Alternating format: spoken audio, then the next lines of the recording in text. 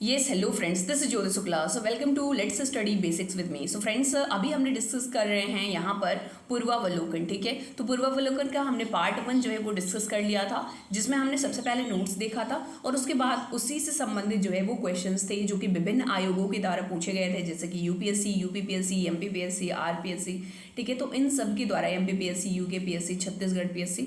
ठीक है, तो इससे आपको बहुत ही अच्छे से आइडिया लग पाता है कि विभिन्न आयोग किस तरीके से क्वेश्चन जो है वो पूछते हैं और आपकी तैयारी उस टॉपिक से संबंधित कैसी होनी चाहिए। ठीक है, तो चलिए आइए डिस्कस करते हैं, अगेन उसी चीज़ को आगे बढ़ाते हैं। और आज फिर से हम पहले नोट्स देखेंगे और उससे पहले मैं ये कहना चाहूँगी, अगर आपने फर्स्ट पार्ट नहीं देखा है इस सीरीज़ का तो आप बिल्कुल देखिए और देखिए कि आपको कितना ज़्यादा सही लगता है, कितना आपको बेनिफिशियल लग रहा है। तो चलिए आइए चलते हैं, सेकेंड पार्ट को हम यहाँ से डिस्कस करेंगे। तो हमने क्या देखा था कि हम जब स्टडी करते हैं पॉलिटी को, उसके दो पार्ट में अगर हम उसकी हिस्ट्री की बात करते हैं कि किस तरीके से संवैधानिक विकास हुआ, तो हम उसको दो पार्ट में डिवाइड कर लेते हैं। एक तो हमारा 1773 से लेकर के जो 1857 की क्रांति हुई थी वहाँ तक जो है हम देखते हैं, और उसके बाद फिर दूसरा हमारा होता है 1858 से लेकर के 1947 तक। कहाँ से? 1858 से लेकर के 1947 तक, यानी जब तक हमारा देश जो है वो आज़ाद नहीं हो जाता तब तक की जो भी चीज़ें थी, किस तरीके से गतिविधियाँ हो रही थी, किस तरीके से संवैधानिक विकास किया जा रहा था या कोई क्या कुछ नया परिवर्तन किया जा रहा था, तो उन सारी चीज़ों को हम देखते हैं। तो चलिए आइए देखते हैं आज सेकेंड पार्ट को, जहाँ पर हम देखेंगे सबसे पहले ब्रिटिश संसद के भारत शासन अधिनियम 1858 के बारे में। तो आप सभी को पता होगा कि जब 1857 की क्रांति होती है तो वहाँ से जो कंपनी का शासन था वो खत्म हो जाता है और अब जो था वो महारानी जो है वो अपने एक्ट के थ्रू जो है वो यहाँ पर शासन करने लग जाती हैं। ठीक है, तो यहाँ पर देखेंगे इस वाले अधिनियम में क्या कुछ खास बातें थी। तो ये इसके द्वारा भारत का शासन ब्रिटिश ताज के अधीन हो गया था। किसके अधीन हो गया था? ब्रिटिश ताज के, यानी ब्रिटिश गवर्नमेंट जो था अब यहाँ पर रूल जो है वो करने लग गया था, यानी उसके अंडर में आ गई थी सारी चीज़ें। गवर्नर जनरल को अब भारत का वायसराय, जो अभी तक गवर्नर जनरल आपने देखा होगा कि सबसे पहले बंगाल का गवर्नर होता था, उसके बाद फिर भारत का गवर्नर, बंगाल का गवर्नर जनरल हुआ, फिर भारत का गवर्नर हुआ। ठीक है, अब यहाँ पर भारत का वायसराय जो है कब से? 1858 से, जब ये 1858 का एक्ट आया तब से जो गवर्नर जनरल था उसका नाम अब कर दिया गया वायसराय। तो यहाँ पर आप देख सकते हो जो ब्रिटिश ताज का प्रत्यक्ष प्रतिनिधि बन गया था लॉर्ड कैनिंग जो था वो भारत का प्रथम वायसराय। देखो ये बड़ा ही इंपॉर्टेंट क्वेश्चन है, अक्सर करके ये क्वेश्चन पूछ लिया जाता है कि भारत का पहला वायसराय कौन था, तो लोग गवर्नर जनरल समझ लेते हैं, तो भारत का पहला जो वायसराय था वो था लॉर्ड कैनिंग। ठीक है, आगे चलते हैं। भारत के राज्य सचिव, यहीं से भारत का राज्य सचिव भी बनने लग गया, इससे पहले भारत के राज्य सचिव नहीं बनते थे। ठीक है, तो ये भारत का राज्य सचिव का पद भी यहाँ से बन गया और जिसमें भारत प्रशासन पर संपूर्ण नियंत्रण की शक्ति निहित थी। ठीक है, तो भारतीय प्रशासन किस तरीके से होनी है वो सब उसके अंडर में आता था। इसकी सहायता के लिए 15 सदस्यीय परिषद गठन किया गया था। आपने ध्यान दिया होगा अगर 1773 के रेगुलेटरी एक्ट की बात करते हैं तो वहां पर 4 सदस्यीय टीम आती है। ठीक है, यहाँ पर कितनी है? 15 सदस्यीय टीम है। अब देखो इसके बाद आ जाता है भारत परिषद अधिनियम 1861। तो इसकी देख लेते हैं क्या कुछ खास बातें हैं। तो इसके कानून बनाने की प्रक्रिया में भारतीय प्रतिनिधियों को शामिल करने की शुरुआत बहुत ही इंपॉर्टेंट है।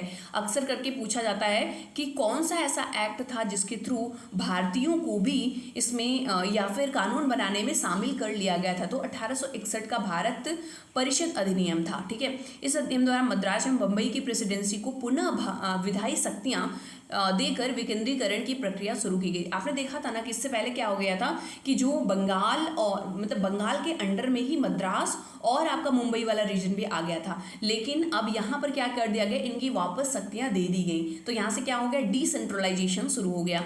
इसने वायसराय को आपातकाल में अध्यादेश जारी करने की अधिकृति को अधिकृत कर दिया। ठीक है, जैसे कहीं पर इमरजेंसी है तो वो इमरजेंसी के लिए अध्यादेश जो है वो जारी कर सकते हैं। तो इसकी अधिकतम अवधि की थी जो अधिकतम 6 माह की अवधि तक प्रभावी हो सकता है। आगे आते हैं अब नेक्स्ट थर्ड नंबर भारत परिषद अधिनियम 1892। देखो ये भी बहुत ही इंपॉर्टेंट है, तो इसके बारे में भी थोड़ा सा देख लेते हैं। तो यहाँ पर क्या आप देख सकते हो? यहाँ पर देख सकते हो कि इसके माध्यम से केंद्रीय और प्रांतीय विधान परिषदों में अतिरिक्त सदस्यों की संख्या बढ़ा दी गई। तो अभी इसमें क्या किया गया? सदस्यों की संख्या और बढ़ा दी गई। केंद्रीय विधान परिषद के भारतीय सदस्यों को वार्षिक बजट पर बहस करने का तथा सरकार से 6 दिन की पूर्व नोटिस पर प्रश्न पूछने का अधिकार भी दिया गया। देखिए बहुत ही इंपॉर्टेंट है, अक्सर करके पूछा जाता है कि बजट पर बहस करने का कौन से एक्ट के थ्रू जो है वो भारतीयों को अनुमति दी गई थी। तो ये था 1892 का ये अधिनियम। ठीक है, सीमित अर्थों में निर्वाचन पद्धति का आरंभ भी किया जाना था। इस अधिनियम को महत्वपूर्ण विशेषता ये थी, ठीक है। तो ये आपको ध्यान रखना है कि बजट पर बहस करने और कैसे, और बजट से संबंधित प्रश्न भी पूछ सकते थे, लेकिन ध्यान रखना कितने दिन की पूर्व नोटिस, 6 दिन के पूर्व। देखो अक्सर करके ना ये आयोग क्या करते हैं कि दे देंगे 5 दिन की पूर्व अनुमति के थ्रू, ठीक है। तो 5 दिन नहीं 10 दिन की अनुमति दे दिया, तो आपको सपोज आपको ऐसे याद तो रहा कि हाँ अनुमति तो लेनी पड़ती थी पहले, लेकिन अगर आपको 6 दिन नहीं पता है तो फिर आप डाउट में आ जाओगे और फिर आपके क्वेश्चन के आंसर के गलत होने के चांसेस जो है वो बढ़ जाते हैं। तो चलिए आइए आप चलते हैं नेक्स्ट। तो यहाँ से आ जाता है अब नेक्स्ट भारत परिषद अधिनियम 1909। बहुत ही गंदा अधिनियम था, मतलब बहुत इंपॉर्टेंट है। या ये जो था यहाँ से ना पृथक निर्वाचन, ठीक है, शुरू हो गया था। इस अधिनियम के द्वारा भारतीय, इसे मार्ले मिंटो सुधार के नाम से भी जाना जाता है। मार्ले मिंटो क्यों? मिंटो जो था वो भारत का वायसराय था और जो मार्ले था वो भारत का सचिव था, ठीक है। क्या हमने देखा कि 1858 से ही सचिव का पद सृजित कर दिया गया था। तो 1909 में जो मार्ले था ये सचिव था और मिंटो जो था वो वायसराय था, तो इसलिए इसको मार्ले मिंटो सुधार के नाम से भी जानते हैं। इस अधिनियम के द्वारा भारतीयों को विधि निर्माण तथा प्रशासन दोनों में प्रतिनिधित्व प्रदान किया गया। तो अब विधि बनाने में इन भारतीयों को भी शामिल ज़्यादा से ज़्यादा किया जाने लगा। इसके तहत वायसराय की कार्यकारी परिषद में भारतीयों को पहली बार शामिल कौन था? पहली बार तो प्रथम सत्येंद्र प्रसाद सिन्हा जो है इसमें शामिल किए गए थे। इस अधिनियम में केंद्रीय तथा प्रांतीय विधायी शक्तियों को बढ़ा दिया गया और परिषद के सदस्यों को बजट एवं लोकहित के विषयों को विवेचन करने का अधिकार दे दिया गया। और द वेरी वेरी इंपॉर्टेंट, इसमें प्रथम पृथक निर्वाचन के आधार पर मुस्लिमों के लिए सांप्रदायिक प्रतिनिधित्व, देखो ये ध्यान रखना, सांप्रदायिक प्रतिनिधित्व की शुरुआत हो गई थी। तो यहाँ पर क्या हो गया? भारतीयों और मतलब एक तरीके से ये जो मार्ले मिंटो सुधार था ना, ये भारत को बांटने का एक बहुत ही बड़ा जो है ये अधिनियम बन करके आया था। तो ये बहुत ही खराब था। इसी के थ्रू मतलब भारतीयों में, हिंदू मुसलमानों में बहुत ज़्यादा झगड़े विवाद जो है वो चलने लगे। तो यहाँ पर आप देख सकते हो प्रावधान किया गया। अब आते हैं नेक्स्ट भारत शासन अधिनियम 1919। ये भी बहुत इंपॉर्टेंट है। देखो 1909, 1919, 1935 ये तीनों ही बहुत ज़्यादा इंपॉर्टेंट है। तो इसको हम मांटेग्यू चेम्सफोर्ड सुधार कहते हैं। मांटेग्यू चेम्सफोर्ड सुधार क्यों? उसी तरीके से मांटेग्यू जो था वो भारत का राज्य सचिव था और चेम्सफोर्ड जो था वो था आपका जो है वायसराय। तो इस सुधार के नाम से जाना जाता है। इस अधिनियम के द्वारा पहली बार प्रत्यक्ष चुनाव प्रणाली अपनाई गई। कौन सी?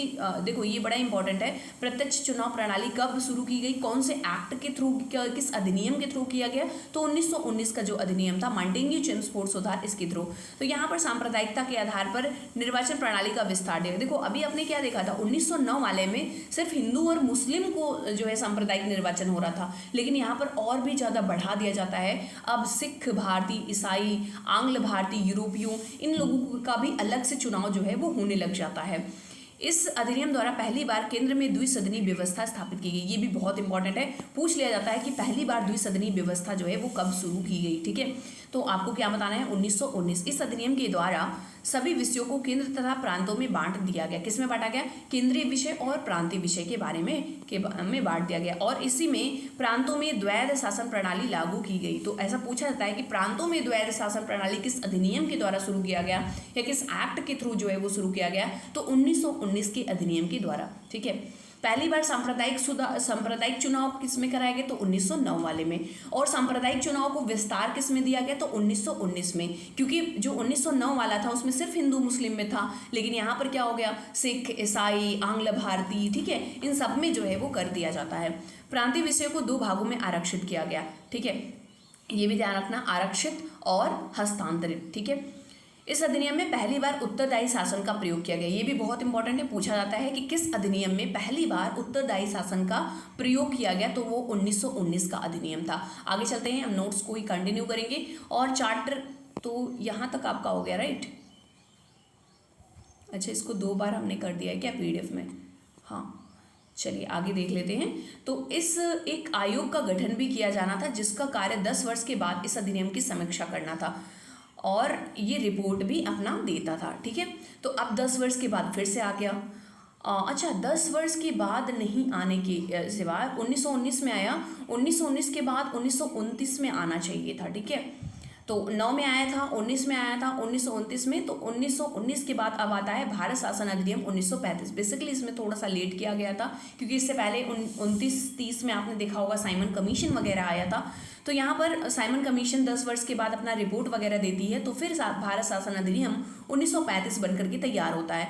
इसमें सर्वप्रथम भारत में संघात्मक सरकार जो है की स्थापना की जाती है। इस अधिनियम द्वारा प्रांतों में द्वैध शासन समाप्त कर दिया गया और केंद्र में द्वैध शासन प्रणाली जो है वो लागू किया गया। तो आपको ध्यान देना है कि 1919 में प्रांतों में द्वैध शासन आया, लेकिन 1935 में केंद्र में द्वैध शासन प्रणाली जो है वो अपनाया गया। भारत में मुद्रा साख पर नियंत्रण के लिए भारतीय रिजर्व बैंक की भी स्थापना हुई। किस अधिनियम के तहत? 1935 के अधिनियम के तहत। सांप्रदायिक निर्वाचन प्रणाली का विस्तार करते हुए दलित जातियां, महिला, श्रमिक इनमें सम्मिलित किया गया। इस एक्ट में बहुत सारी चीजें इनके बारे में कहा गया।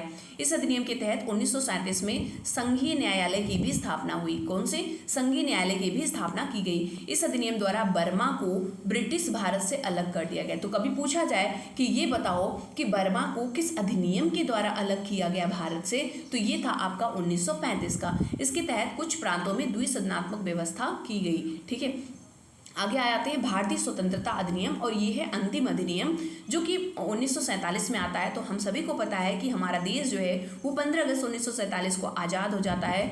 भारत को स्वतंत्र एवं संप्रभु राष्ट्र जो है वो घोषित कर दिया जाता है। किसने जो कहा था? 1935 नहीं, ये आपका 1947 के अधिनियम ने कहा था कि 15 अगस्त 1947 को अपना देश जो है वो आज़ाद हो जाएगा, ये स्वतंत्र और संप्रभु बन जाएगा। इसने वायसराय का पद समाप्त कर दिया और दोनों डोमिनियन राज्यों में गवर्नर जनरल का पद सृजित किया। अब कौन से पद हो गए? गवर्नर जनरल का पद। इसके अंतर्गत ब्रिटिश शाही उपाधि से भारत का सम्राट शब्द समाप्त कर दिया गया और अब जो था संविधान निर्माण की प्रक्रिया जो है वो शुरू की जाती है। तो चलिए अब इसी पर बस इतने से ही बेस्ड, इतने पर ही बेस्ड, देखो इतने में ही करीब 30 से 40 क्वेश्चन आप देख सकते हो। इसमें जो है कंपाइल मात्र इतने से नोट्स से इतने सारे क्वेश्चन। तो देखो ये एक्ट बहुत बहुत बहुत ज़्यादा इंपॉर्टेंट है।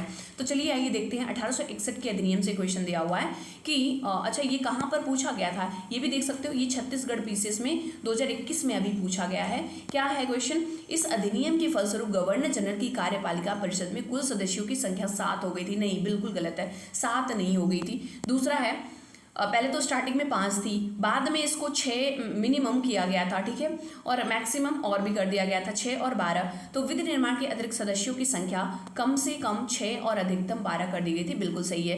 प्रांतीय और केंद्रीय विषयों पर किसी तरह का भेदभाव नहीं रखा गया था। बिल्कुल सही है। तो पहला ऑप्शन अगर आप काटो, देखो ये कट गया, ये कट गया। अगर आपने पहला ऑप्शन भी काट दिया तो आपका बी ऑप्शन जो है वो निकल करके आ जाता है। तो यहाँ पर 1861 के बारे में हमने पहले ही ऑलरेडी चर्चा कर लिया है। अगर फिर भी आपको देखना है तो आप यहाँ पर स्क्रीनशॉट लेकर के एक बार जरूर देख सकते हो।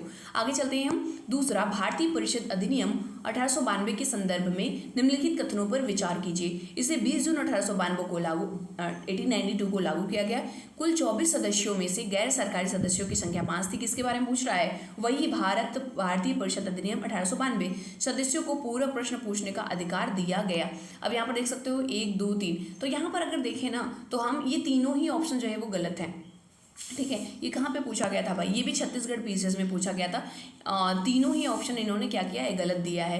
तो आप देखो 20 जून 1892 को नहीं लागू किया गया था, गलत दिया है। 24 सदस्य भी नहीं थे और 5 ये जो है गैर सरकारी नहीं थे, ये भी गलत दिया है। और सदस्यों को पूरा प्रश्न पूछने का अधिकार नहीं था, ये भी गलत है। मतलब यहाँ पर ना 3 के तीनों गलत हैं। तो इन्होंने आंसर गलत बनाया था, तो इसको एक्सक्लूड भी कर दिया गया होगा। आगे देखिए, अब इसका आंसर अगर देखो तो भारतीय परिषद अधिनियम 1892 को ब्रिटिश शासन से पारित होने के लिए 20 जून 1892 को शाही स्वीकृति, तो स्वीकृति दी गई थी 20 जून 1892 को, न कि लागू किया गया था। ये 3 फरवरी 1893 को लागू किया गया था, लेकिन इन्होंने ऑप्शन में क्या दिया था कि 20 जून 1892 को लागू हुआ था। तो ये ऑप्शन तो गलत हो गया। दूसरा देखो, इस अधिनियम के द्वारा भारत गवर्नर जनरल की परिषद में विधायी कार्यों हेतु अतिरिक्त सदस्यों की संख्या बढ़ाकर 10 तथा अधिकतम 16 कर दी गई थी। और यहाँ पर कितना दिया था इन्होंने कितना दिया था? इन्होंने 24 सदस्य दे दिया था। तो यहाँ पर कितने हुए? सिर्फ 16 सदस्य हैं। तो ये भी ऑप्शन आपका गलत हो गया। तो दूसरा भी सही नहीं था। तीसरा अगर आप देखो तो 1892 की अधिनियम के तहत वार्षिक बजट पर बहस तथा सरकार से 6 दिन पूर्व नोटिस प्रश्न पूछने का अधिकार दिया गया, परंतु पूरक प्रश्न का अधिकार नहीं दिया गया था। 6 दिन पूर्व नोटिस देकर के ये प्रश्न पूछ सकते थे, लेकिन पूरक प्रश्न पूछने का अधिकार नहीं था। तो तीसरा भी ऑप्शन जो है वो गलत था, इसलिए यहाँ पर तीनों ऑप्शन गलत दिया हुआ था। तीसरे क्वेश्चन पर आते हैं। निम्नलिखित में से किस अधिनियम के अंतर्गत भारतीय विधान परिषद को बजट पर बहस करने, अभी मैंने बताया था 2-3 बार हमने रिपीट किया था, बजट पर बहस करने का अधिकार किस अधिनियम में दिया गया। तो आपने देखा था कि 1892 का जो अधिनियम था इसमें जो है वो पूछा गया था। ये देखो यूपीपीसीएस प्री में पूछा गया है, 2003 में क्वेश्चन ये जो है वो पूछा गया था। इसका एक्सप्लेनेशन को देखना चाहते हो तो बिल्कुल आप स्क्रीनशॉट लेकर के देख सकते हो। आगे चलते हैं नेक्स्ट क्वेश्चन की तरफ। 4th नंबर, ब्रिटिश भारत में सांप्रदायिक प्रतिनिधित्व की व्यवस्था निम्नलिखित किस अधिनियम। देखो अभी मैंने बोला था सबसे गंदा सबसे घटिया जहां से शुरुआत हुआ था सांप्रदायिक निर्वाचन का, तो वो था 1909 का मार्ले मिंटो सुधार। ये एमपीपीसीएस 2019 में जो है ये क्वेश्चन पूछा गया है।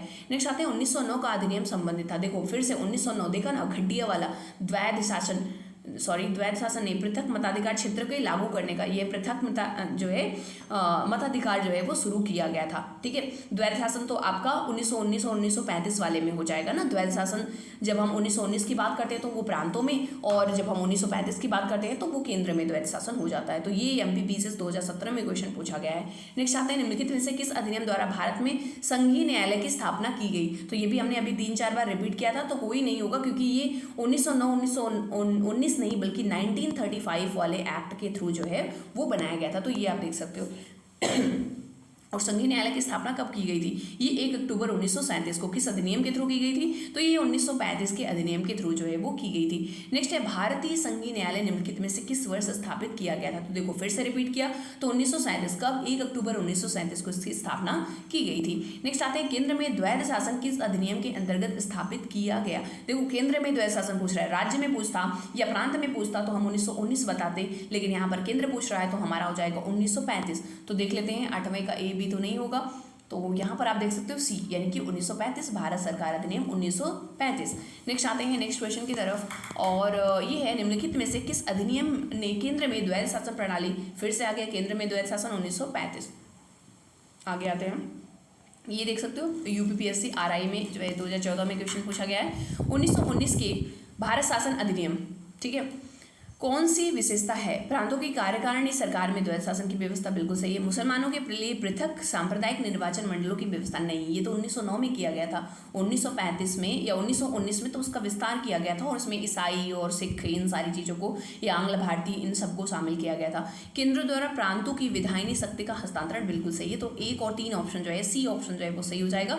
और ये IAS की परीक्षा, यूपीएससी की परीक्षा में पूछा गया है 2012 में। नेक्स्ट आ जाते हैं, तो इसके बारे में अगर आप पढ़ना चाहते हो तो 1919 के इस एक्ट के बारे में बिल्कुल पढ़ सकते हो। आते हैं नेक्स्ट 11 नंबर, भारतीय इतिहास के संबंध में द्वैध शासन DIRK का क्या मतलब है। ठीक है, तो द्वैध शासन का मतलब है कि केंद्रीय विधानमंडल का 2 सदनों में विभाजन नहीं, 2 सरकारों अर्थात केंद्रीय और राज्य सरकारों का शुरू किया जाना नहीं, 2 शासक समुच्चय, एक लंदन और दूसरा दिल्ली में होना, ये भी नहीं है। प्रांतों में प्रत्यायोजित विषयों को 2 प्रवर्गों में विभाजित करना, यही आपका सही हो जाएगा। और ये भी आपका यूपीएससी 2017 में क्वेश्चन जो है वो पूछा गया था। नेक्स्ट आते हैं भारत सरकार अधिनियम 1919 में प्रांतीय सरकार के कार्य आरक्षित यानी रिजर्व्ड और ट्रांसफर विषय में बांटे गए थे। तो इसमें न्याय प्रशासन था, भू राजस्व था, बिल्कुल था, पुलिस था, बिल्कुल था, स्थानीय स्व शासन नहीं था क्योंकि स्थानीय स्व शासन जो था वो ट्रांसफर्ड में था, रिजर्व्ड में नहीं था। तो आपका हो जाएगा 1, 3 और 4, देख लो सी ऑप्शन जो है वो सही हो जाएगा। और ये भी यूपीएससी में पूछा गया है, IAS की परीक्षा में 2022, ये भी लास्ट ईयर का क्वेश्चन है। ठीक है, आगे आते हैं, निम्नलिखित में से किसने ब्रिटिश भारत में प्रांतीय स्वायत्तता शुरू की। ठीक है, ब्रिटिश भारत में प्रांतीय स्वायत्तता, तो ये आपका 1919 के अधिनियम, ये झारखंड पीसेस में जो है ये क्वेश्चन पूछा गया है। इसके बारे में भी आप देख सकते हो। नेक्स्ट क्वेश्चन की तरफ आते हैं 14 नंबर, भारतीय विधान पालिका प्रथम बार द्विसदनी बनाई गई, कब बनाई गई? तो ये है आपका 1892, 1909, 1919, 1935। तो आपका सी ऑप्शन जो है वो सही हो जाएगा, यानी 1919 के भारत सरकार अधिनियम द्वारा भारतीय विधान पालिका प्रथम बार द्विसदनी जो है वो बनाई गई थी। नेक्स्ट आ जाते हैं, और ये है आपका केंद्र में कौन सा एक्ट द्विसदनी विधायिका लाया था। तो द्विसदनी व्यवस्था आपका सी यानी 1919 का एक्ट जो है वो लाया था एमपीपीसीएस में, ये 2013 में जो है ये क्वेश्चन पूछा गया है। नेक्स्ट आते हैं 1919 के मांटिंगी चंद स्पोर्ट सुधार में 21 वर्ष से अधिक आयु की सभी महिलाओं को तो नहीं मिला था 1919 में मताधिकार की संस्तुति, तो ये ऑप्शन आपका गलत हो गया। 1935 के गवर्नमेंट ऑफ इंडिया एक्ट विधानमंडल में महिलाओं के लिए आरक्षित स्थानों का प्रावधान किया गया। बिल्कुल सही है, प्रावधान तो किया गया था लेकिन सभी महिलाओं के लिए नहीं था, तो दूसरा ऑप्शन यानी कि बी ऑप्शन जो है वो आपका सही हो जाएगा। नेक्स्ट आते हैं, and next question is given here, भारतीय सिविल सेवा के संदर्भ में निम्नलिखित कथनों में कौन सा कथन सही है। भारत सरकार अधिनियम 1919 में भारतीय सिविल सेवा के लिए एक अलग परीक्षा का प्रावधान किया जो भारत में होना था। बिल्कुल सही है। भारतीय सिविल सेवा में 1941 में भारतीयों का प्रतिशत यूरोप वासियों से अधिक था। सही है। देखो पहले क्या होता था, ये एग्ज़ाम जो होता था वो लंदन में होता था, यानी इंग्लैंड में ही होता था, तो यहाँ के लोगों को वहाँ जाने में प्रॉब्लम होती थी और ज़्यादा कैंडिडेट उसमें पार्टिसिपेट कर भी नहीं पाते थे। लेकिन जब यहाँ पे होने लगा तो बहुत ज़्यादा से ज़्यादा लोग पार्टिसिपेट किए और बहुत ज़्यादा लोग सेलेक्ट भी हुए। तो ये RO 2021 में क्वेश्चन पूछा गया है, तो ये आप देख सकते हो इसके एक्सप्लेनेशन के बारे में। नेक्स्ट आते हैं, केंद्रीय विधानसभा के निम्नांकित में से कौन से निर्वाचन भारत शासन अधिनियम 1919 के तहत किया गया। ठीक है, तो ध्यान से पढ़ना, केंद्रीय विधानसभा के निम्नांकित में से कौन से निर्वाचन भारत शासन अधिनियम 1919 के तहत, तो ये 1926 वाला हुआ था और 1945 वाला हुआ था, 1937 में नहीं हुआ था। तो ये आपका ई और सी ऑप्शन यानी कि सी ऑप्शन जो है वो सही हो जाएगा। ये RAS राजस्थान जो है पीसीएस में पूछा गया था, ये आप देख सकते हो इसके बारे में। नेक्स्ट आ जाते हैं और 19 नंबर में, भारत शासन अधिनियम 1919 के अंतर्गत भारतीय विधायिका का अंतिम निर्वाचन किस वर्ष आयोजित किया गया था। तो 1919 का आप देख सकते हो, तो सी ऑप्शन जो है वो आपका सही हो जाएगा। 1945 के थ्रू जो है 1945 में ये आयोजित किया गया था। नेक्स्ट आ जाते हैं, राष्ट्रपति की अध्यादेश निर्गत करने की शक्ति प्रेरित है। जो राष्ट्रपति अध्यादेश देता है ना, वो कौन से एक्ट में जो है ये पास किया गया था, ये बोला गया था 1919, 1935, 1909, 1947। तो आपका बी ऑप्शन जो है वो सही हो जाएगा, यानी 1935 के थ्रू जो है ये दिया गया था। तो यहाँ पर आप पढ़ सकते हो इसके बारे में। नेक्स्ट आ जाते हैं 21 नंबर क्वेश्चन, निम्नलिखित में से किस अधिनियम द्वारा संवैधानिक निरंकुशता का सिद्धांत दिया गया था। 1909 के भारतीय काउंसिल अधिनियम, या 1919, या 1935, या 1947। तो सी ऑप्शन जो है वो आपका सही हो जाएगा, यानी निरंकुशता, संवैधानिक निरंकुशता का सिद्धांत जो है 1935 के थ्रू दिया गया था। ये भी MPPCS में क्वेश्चन जो है वो पूछा गया है 2017 में। ठीक है, तो आप इसको ध्यान देंगे। नेक्स्ट आ जाते हैं 22 में, भारत के संविधान में केंद्र और राज्यों के बीच किया गया शक्तियों का विभाजन इनमें से उल्लिखित योजना पर आधारित है। मार्लिमेंटो सुधार, ध्यान देना, केंद्र और राज्यों के बीच किया गया शक्तियों का विभाजन किसमें दिया गया था, 1909 में। तो ये आपका सी हो जाएगा। 1935 में काफ़ी कुछ सुधार किए गए थे। आपको मालूम होगा कि 1935 एक महत्वपूर्ण स्रोत है हमारे प्रेजेंट कॉन्स्टिट्यूशन का। ठीक है, तो ये IAS की परीक्षा में 2012 में जो है ये क्वेश्चन पूछा गया था। 22 के बाद आ जाते हैं 23 नंबर, इसमें आप एक्सप्लेनेशन देखना चाहते हो तो बिल्कुल आप देख सकते हो। नेक्स्ट आते हैं 23 नंबर में, निम्नलिखित में से कौन सा भारत सरकार अधिनियम 1935 की मुख्य विशेषता नहीं थी। इस अधिनियम में अखिल भारतीय महासंघ का प्रावधान था। अवशिष्ट विषय प्रांतीय विधायिकाओं को आवंटित किए गए थे। नहीं, जो अवशिष्ट शक्ति थी, जो बची हुई थी या जो कहीं लिस्ट में नहीं थी, वो गवर्नर के पास होती थी। तो यही आपका सही हो जाएगा, क्योंकि यही जो है वो गलत है। यह प्रांतीय स्वायत्तता के सूत्रपात का संकेत था। बिल्कुल सही है। इसने प्रांतीय स्तर पर द्वैध शासन प्रणाली को समाप्त कर केंद्र में लागू किया। ये भी सही है। तो ये भी आप देख सकते हो, RAS RTS में पूछा गया है। और नेक्स्ट आते हैं 24 में, एक संघीय व्यवस्था और केंद्र में द्वैध शासन भारत में लागू किया गया। तो संघीय व्यवस्था और केंद्र में द्वैध शासन, तो आपको याद आ रहा होगा कि 1935 का जो था एक्ट, उसी के थ्रू जो है ये किया गया था। ये भी UPPSC 2013 में जो है क्वेश्चन पूछा गया था। 25 में आते हैं, अखिल भारतीय महासंघ स्थापित करने का प्रावधान शामिल किया गया था किसमें। तो 1935, 1940, 1919, 1946। तो 1935 में जो है ये महत्वपूर्ण परिवर्तन जो है वो देखने को आपको मिलते हैं। 26 नंबर में आते हैं, निम्नलिखित में से एक अधिनियम भारत में संघीय शासन की व्यवस्था दी। तो देखो फिर से आ गया, तो भारत में संघीय शासन जो है वो सी ऑप्शन जो है 1935 सही हो जाएगा। ये भी आपका UP, UDA, LDA में आपका क्वेश्चन पूछा गया है। नेक्स्ट आ जाते हैं, 1935 के अधिनियम द्वारा स्थापित संघ में अवशेष शक्तियों को किसको जो है वो सौंपा गया था। जो अवशिष्ट शक्तियां थी वो गवर्नर जनरल को दी गई थी। ठीक है, तो ये भी आपको ध्यान देना है। ये भी 2-3 बार क्वेश्चन पूछा गया, IAS में भी पूछा गया है और UPPCS में भी क्वेश्चन जो है वो पूछा गया है। भारत शासन अधिनियम 1935 के तहत प्रस्तावित संघीय प्रणाली थी। तो संघीय प्रणाली क्या थी, अखिल भारतीय संघ थी, भारत संघ थी, संयुक्त प्रणाली थी, या भारतीय परिसंघ थी। इसका ना इंग्लिश वर्जन देखोगे तो आपको ज़्यादा बेटर लगेगा। इंडियन कॉन्फेडरेशन जो था वो, सॉरी, ये बी ऑप्शन आपका जो है वो सही हो जाएगा। फेडरेशन ऑफ इंडिया जो है ये सही हो जाएगा। ये MPPCS 2021 में क्वेश्चन पूछा गया है। नेक्स्ट आ जाते हैं 29 में, निम्नलिखित में से कौन सा एक भारत शासन अधिनियम 1935 में स्वीकार किया हुआ महत्वपूर्ण और स्थायी अवयव नहीं है। देश के लिए लिखित संविधान, ठीक है, विधानमंडल के लिए निर्वाचित एवं जवाबदेह प्रतिनिधि। नेक्स्ट है एक संघ की योजना पर विचार। और चौथा है विधानमंडल के लिए सरकारी सदस्यों का समवाचित यानी नॉमिनेट किया जाना। तो ये आपका पहला ऑप्शन जो है वो गलत है, इसलिए यही आपका जो है वो सही हो जाएगा। नेक्स्ट आ जाते हैं और नेक्स्ट क्वेश्चन की तरफ। 30 नंबर क्वेश्चन में 1935 का गवर्नमेंट ऑफ इंडिया एक्ट क्यों महत्वपूर्ण है? यह भारत की संविधान का प्रमुख स्रोत है, सही है। इसके द्वारा भारत को स्वतंत्रता मिली नहीं, इसके द्वारा नहीं मिली, बल्कि 1947 का जो एक्ट था उसके थ्रू मिली थी। इसने भारत विभाजन उल्लिखित किया नहीं, इसके द्वारा रियासतें समाप्त हुई नहीं। तो यही आपका जो है वो सही हो जाएगा, यानी पहला ऑप्शन जो है वो सही है। तो ये भी आप देख सकते हो, यूपी लोअर सब प्री में पूछा गया है 2015 में, इसके बारे में आप रीड कर सकते हो। नेक्स्ट आ जाते हैं 31 एंड लास्ट क्वेश्चन पर। निम्नलिखित में अधिनियम में से किस अधिनियम के फलस्वरूप बर्मा भारत से अलग हुआ? देखो लास्ट में हमने बताया था कि बर्मा किस अधिनियम के थ्रू अलग हुआ था, तो ये गवर्नमेंट ऑफ इंडिया एक्ट 1935 और ये पीसीएस 2011 में जो है ये क्वेश्चन पूछा गया है। तो होप सो आपको ये 31 क्वेश्चन मात्र छोटे से टॉपिक से आपको समझ में आया होगा कि ये छोटा सा टॉपिक कितना ज़्यादा इंपॉर्टेंट है। लगभग हर एक आयोग जो है, चाहे वो यूपीएससी हो, पीसीएस किसी भी स्टेट का हो, यहाँ से क्वेश्चन बनते ही बनते हैं। तो इसको आप एक बार देखो, 2 से 3 बार अगर आप देख लेते हो ना, तो बहुत ही अच्छे से आपको समझ में आ जाएगा, सारी चीज़ें आपको लर्न हो जाएंगी। तो मिलते हैं किसी नए वीडियो में with the notes and with the MCQ questions. तो चलिए मिलते हैं किसी नए वीडियो में।